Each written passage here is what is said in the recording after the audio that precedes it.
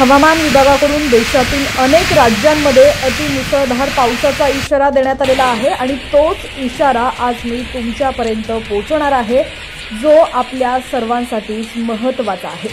काय आहे बातमी सविस्तर जाणून घेऊयात, पण त्याआधी तुम्ही जर HPN मराठी न्यूज चॅनल पहिल्यांदाच पाहत असाल आणि अजूनही चॅनलला सबस्क्राइब केलेलं नसेल तर नक्की सबस्क्राइब करा, जेणेकरून आमचे अपडेट्स लवकरात लवकर तुमच्यापर्यंत पोहोचण्यास नक्कीच मदत होणार आहे। देशातील विविध भागात पावसाने आपली चांगली दमदार हजेरी लावल्याचं चित्र आपण पाहिलेलं आहे। बऱ्याच ठिकाणी ढगफुटी सदृश्य पाऊस देखील कोसळल्याच्या बातम्या आपण पाहिलेल्या आहेत। अशातच पुढील 7 दिवस देशभरात अतिवृष्टीचा अंदाज आहे। बंगालच्या उपसागरात कमी दाबाचा पट्टा निर्माण झाल्यामुळे पुढील 7 दिवस देशभरात अतिवृष्टीचा अंदाज आहे। वादळी वाऱ्यासह पावसाचा अंदाज वर्तवण्यात आलाय। या सर्व पार्श्वभूमीवर नागरिकांना सतर्कतेचं आवाहन करण्यात आलंय। हवामान विभागाकडून देण्यात आलेल्या इशाऱ्यानुसार पुढील 7 दिवस गोवा, महाराष्ट्र आणि गुजरातमध्ये अतिमुसळधार पावसाची शक्यता आहे। तर 20 ते 22 ऑगस्ट दरम्यान बिहारमध्ये अतिवृष्टीचा इशारा देण्यात आलाय। 19, 21 आणि 22 ऑगस्ट रोजी झारखंडमध्ये मुसळधार पावसाचा अंदाज आहे। हवामान विभागाकडून पुढील 5 दिवस झारखंड, मध्य प्रदेश, महाराष्ट्र, ओडिशा, छत्तीसगड, सिक्कीम, उत्तराखंड, तेलंगणा, आंध्र प्रदेश आणि उत्तर प्रदेशमध्ये जोरदार पावसाचा इशारा देण्यात आलाय। महाराष्ट्राला पावसानं झोडपून काढलंय। गेल्या 2 दिवसांपासून राज्यभरात मुसळधार पाऊस सुरू असून नदी नाल्यांना पूर आलेले आहेत। दरम्यान हवामान विभागाने दिलेल्या माहितीनुसार पुढील 4 ते 5 दिवस राज्यामध्ये अशीच परिस्थिती राहणार आहे। हवामान विभागाच्या या नव्या इशाऱ्यामुळे चिंता वाढलेली आहे। हवामान विभागाकडून महाराष्ट्रात अतिमुसळधार पावसाचा इशारा देण्यात आलाय। कोकण आणि विदर्भात जोरदार पावसाची शक्यता आहे। तसंच पश्चिम महाराष्ट्रात देखील पावसाचा जोर वाढू शकतो असा अंदाज वर्तवण्यात आलाय। दरम्यान राज्यात शुक्रवारी रात्रीपासूनच जोरदार पाऊस सुरू आहे। आज राज्यातील अनेक जिल्ह्यांना हाय अलर्ट देण्यात आलाय। हवामान विभागाने दिलेल्या माहितीनुसार कोकणातील रायगड जिल्ह्याला पावसाचा रेड अलर्ट आहे। तर मुंबई, पालघर, नवी मुंबई आणि ठाणे या जिल्ह्यांना पावसाचा ऑरेंज अलर्ट देण्यात आलाय। दुसरीकडे आज पश्चिम महाराष्ट्रात देखील मुसळधार पावसाचा इशारा देण्यात आलेला असून पुणे, कोल्हापूर, सातारा आणि सांगली या जिल्ह्यांमध्ये मध्यम ते मुसळधार पावसाची शक्यता आहे। तर पश्चिम महाराष्ट्रातील घाटमाथ्यावर अतिमुसळधार पावसाचा इशारा देण्यात आलाय। मराठवाड्यातील अनेक जिल्ह्यांमध्ये मध्यम ते मुसळधार पावसाची शक्यता वर्तवण्यात आली आहे। मराठवाड्यातील छत्रपती संभाजीनगर, जालना, नांदेड आणि हिंगोली या जिल्ह्यांना मुसळधार पावसाचा इशारा देण्यात आलाय। दरम्यान या ठिकाणी तुम्ही पाहू शकता नांदेडच्या सहस्त्रकुंड धबधब्याचं रौद्र रूप आपल्याला या ठिकाणी पाहायला मिळतंय। 2 दिवसांपासून सुरू असलेल्या पावसामुळे नांदेड जिल्ह्यातील इस्लापूर येथील सहस्त्रकुंड धबधब्याचं रौद्र रूप आपल्याला या ठिकाणी पाहायला मिळतंय।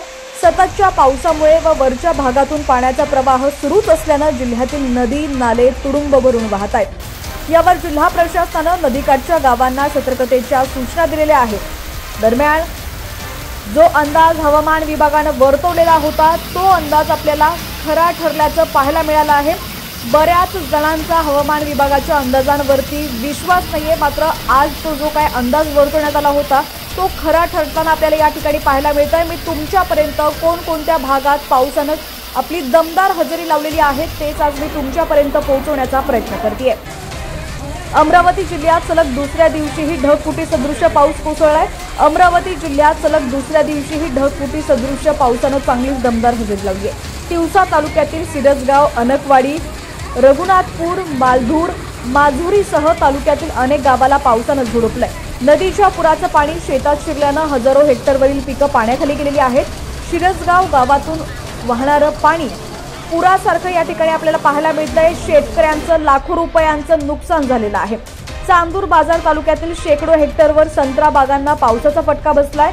धुळे शहरासह जिल्ह्यात गेल्या अनेक दिवसांपासून एकीकडे शेतकऱ्यांना मोठ्या प्रमाणावर पावसाची प्रतीक्षा असताना दुसरीकडे पावसानं दडी मारल्यानं शेतकऱ्यांच्या चिंतेत वाढ झाली होती। मात्र काल झालेल्या मुसळधार पावसामुळे शेतकऱ्यांच्या चिंतेत आता अधिकच वाढ झाली आहे। ठिकठिकाणी मोठ्या प्रमाणावर पाणी साचल्यानं पिकांचं नुकसान होऊ लागलंय। काल झालेल्या पावसामुळे काही ठिकाणी फळबागांचं तसंच भाजीपाल्यांचं मोठ्या प्रमाणावरती नुकसान झाले असून शेतकऱ्यांची चिंता वाढली आहे। कवडी मोल भाव भाजीपाल्याला मिळत असल्यानं शेतकऱ्यांनी नाराजी व्यक्त केली आहे। एकीकडे राज्य सरकार कर्जमाफीची घोषणा करत असताना देखील अद्यापही कर्जमाफी केलेली नाहीये। त्यातच पाऊस न झाल्यानं पिकांचं मोठ्या प्रमाणावरती नुकसान होतंय। मात्र आता झालेल्या पावसामुळे भाजीपाल्याला कवडी मोल भाव मिळत असल्यानं नुकसान भरपाई निघणार तर कशी असा प्रश्न शेतकऱ्यांमधून उपस्थित होतोय। लासूर स्टेशन परिसरात देखील जोरदार पावसामुळे शेतकऱ्यांचं मोठं नुकसान झालंय। गंगापूर तालुक्यातील लासूर स्टेशन इथं अनेक दिवसांच्या विश्रांतीनंतर पावसानं हजेरी लावली आहे। यामुळे शेतकरी सुखावला होता, मात्र काही शेतकऱ्यांचं मका पीक कालच्या पाऊस आणि वाऱ्यामुळे भुईसपाट झालंय। त्यामुळे बँक व खासगी सावकाराकडून घेतलेले पीक कर्ज फेडायचं कसं, हा प्रश्न शेतकऱ्यांना पडलाय। काल संध्याकाळच्या सुमारास वारा आणि पावसानं सोबतच हजेरी लावली। रात्री उशिरापर्यंत चाललेल्या या पावसामुळे लासूर स्टेशन परिसरातील अनेक शेतकऱ्यांचं मका पीक वाऱ्यामुळे भुईसपाट झालंय।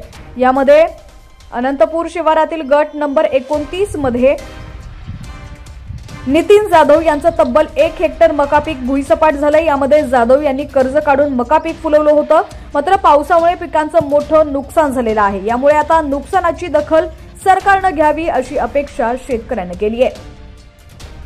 यवतमाळच्या कोर्टा येथील प्राथमिक आरोग्य केंद्रातील निवासात पावसाचं पाणी शिरल्यानं दणादण उडालेली आहे।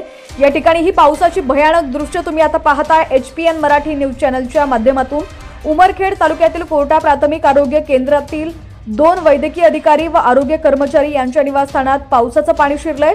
सर्व सामान, रेकॉर्ड व कपडे, अन्नधान्य भिजून गेलेलं आहे। रात्री प्राथमिक आरोग्य केंद्र कोटा येथील सर्व अधिकारी व कर्मचारी यांनी त्यांच्या निवासस्थानातील सर्व सामान, अन्नधान्य भिजल्यामुळे शासकीय माध्यमिक आश्रमशाळा इथं जेवण केलेलं आहे।